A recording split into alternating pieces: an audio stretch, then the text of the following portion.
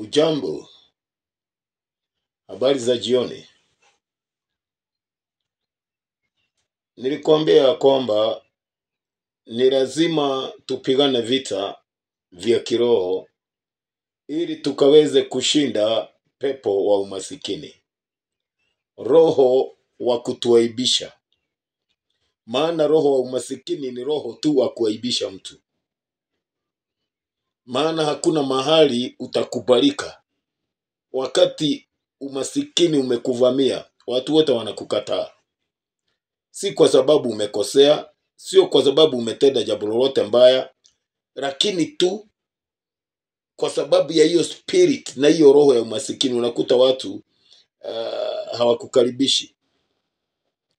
Na nikakwambia ya kwamba tulikuwa tumeangalia katika kitabu cha Methali 19 mstari wa 7, na pia ni vizuri kuangalia katika kitabu cha Methali 14 mstari wa 20, na pia Methali 19 na mstari wa 4. Utaona ya kwamba umasikini ni pepo mbaya. Hata ukiongea mambo ya maana, watu hawatilii maanani kwa sababu tu ya umasikini. Unaongea mambo mazuri, mambo ambayo ni ya maana, ya muhimu, mambo ambayo inaweza saidia watu, lakini tu kwa sababu ya umasikini unakuta yale yote unaongea inatupiliwa kando. Watu hawashughuliki. Lakini tajiri akiongea, hata kama anaongea upuzi, watu wanasherehekea. Nikakwambia umasikini ufanya mtu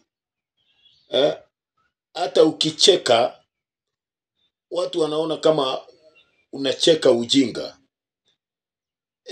Hakuna mtu hata ukicheka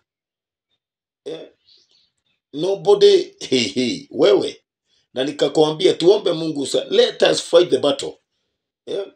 Washeni tupigane vita.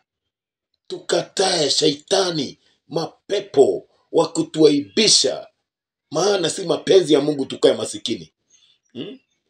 Hata ukiwa mgonjwa, ni watu wangapi watakuja kukuangalia ukiwa wewe ni masikini? Bwana tusaidie sana. Hata ukifa, ni watu wangapi watakuja mazishi? Lakini mazishi ya tajiri, hata kama alikuwa mtu mbaya,